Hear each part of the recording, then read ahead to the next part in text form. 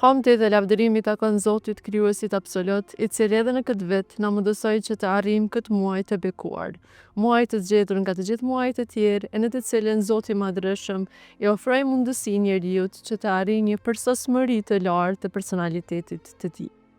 Zoti I Madhërisëm na njoftoi në shumë ajete kuranore dhe në shumë hadithe se vlera dhe respekti që besimtari duhet të kenë ndaj këtij muaji të veçantë duhet të konkretizohen edhe në veprat e tyre, duke qenë të kujdesshëm se çdo vepër si ta realizojnë, duke pas synimin kryesor që të arrijnë kënaqësinë e Krijuesit absolut, I cili është I gjithdijshëm, sheh, dëgjon gjithçka që ne bëjmë, veprojmë dhe jetojmë. Marr parasysh faktin që Zoti I Madhërisëm e dërgoi Xhibrilin tek Muhamedi sallallahu alaihi wasallam në një ditë, e në atë ditë ai Xhibrili e pyeti pejgamberin I cili erdhi në formën e njeriut se ç'është imani, ç'është Islami, dhe kur pejgamberi sallallahu alaihi wasallam përgjigjej, ai e miratonte atë. Të gjithë të pranishmit ishin të habitur se si ka mundësi që vetë po pyet dhe në të njëjtën kohë vetë po përgjigjet dhe po miraton përgjigjen. Ndërsa kur I pyeti pyetjen e tretë që na lidhet me temën të cilën ne sot do ta diskutojmë, e pyeti se ç'është ihsani, ç'është mirësia.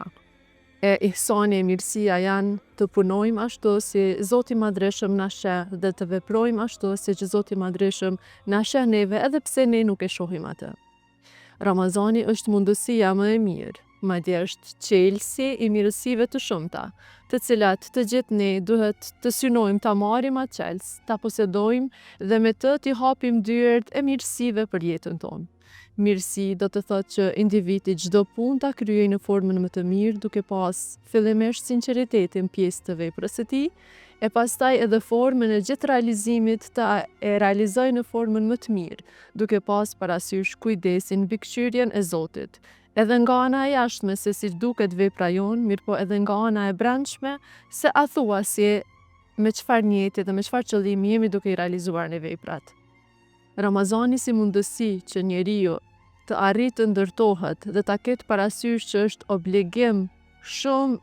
I holl vetëm mes tij dhe me Zotit, është adhurim aq privat sa askush tjetër nuk mund ta di se a në të vërtetë dikush është duke agjëruar apo jo, na jep mësimin më të madh në jetë, I cili do të na shërbejë edhe për gjitha punët tona tjera, sepse ne për çdo ditë në jetën tonë bëjmë diçka që është e mirë ose jo e mirë për natyrën njerëzore. E Ramazani është shkolla e mundësia jonë e artë që ne të arrijmë këtë pjesë, këtë pikë kaq të rëndësishme të ndërtojmë thellë në personalitetin tonë. Aliu radiallahu anhu e tregon vlerën e individëve, duke e veçuar dhe duke ngritur vlerën tepër të madhe për një individ I cili në veprat e tij ka mirësi. Domethënë çdo punë që e bën me përpikmëri, përpiqet të arrijë në përsosmëri edhe pse kjo gjë është e pamundshme, mirëpo duke pas parasysh idenë që çdo punë e jona të bëhet për Zotin dhe të vlerësohet nga ana e Zotit, atëherë sigurisht se duhet të ngrihet vetdia tek ne dhe të jemi të kujdesshëm në çdo punë, si do të veprojmë, çfarë do të realizojmë, në mënyrë që Allahu I Madhërisëm të na shpërblej për atë vepër që ne e bëjmë, madje të na shpërblej me shpërblimet më të larta. Ashtu siç edhe ka cek shpërblimin e agjërimit, që ka thënë agjërimi është për mua dhe unë shpërblej për të, duke mos e informuar askë nga krijesat e tij se sa është numri I madh I shpërblimit të agjërimit. Andaj agjërimi duhet të na mundësoj që secili prej nesh të arrijë synimet e tij në jetë, duke e organizuar dhe duke e rregulluar personalitetin e tij në bindje të plotë, në nënshtrim të plotë ndaj Zotit të Madhërisëm me gjithçka që veprojmë dhe bëjmë. Duke pas një muaj të tërë para vetes, duke pas ditë të cilat kanë vlerë shumë të madhe tek Zoti dhe duke ditë ngritjen e shpërblimit nga 10 deri në 700 herë më shumë në shpërblimet të çdo vepre jeton, besoj që secili prej neve duhet të bëjmë një garë mes vete, një garë të shëndosh, se kush më shumë nga ne do të jetë ai që do ta rregullojë raportin e tij me Zotin në këtë muaj të bekuar. Mirëpo mirësia dhe rregullimi dhe kryerja e punëve në raport me Zotin nuk është vetëm kaq. Zoti I Madhërisëm kërkon që ne përveç adhurimeve të cilat duhet t'i bëjmë në formën më të mirë të mundshme, duke pas sinqeritetin dhe përkushtimin e jashtëzakonshëm dhe shijimin aty në adhurimeve,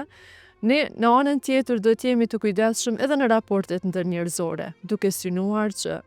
raportet tona njerëzore të jenë të organizuara në atë formë ku as nuk do ta lëndojmë askë, as nuk do t'i sjellim dëm askujt, as me gjuhën dhe as me dorën tonë. Madje këta janë besimtarët më të mirë, e që Zoti i Madhreshëm edhe në Kuranin familjar na tregon kur flet për agjërimin dhe porositë e tjera të shumta që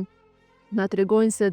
qëllimi i agjërimit është devotshmëria, e kjo arrihet kur ne jemi të kujdesshëm në për të gjitha situatat të mira dhe jo të mira të cilat ne i kalojmë në jetë, se nëpër to do të kalojmë me një kujdes të shtuar. Pastaj na bëhet thirrje se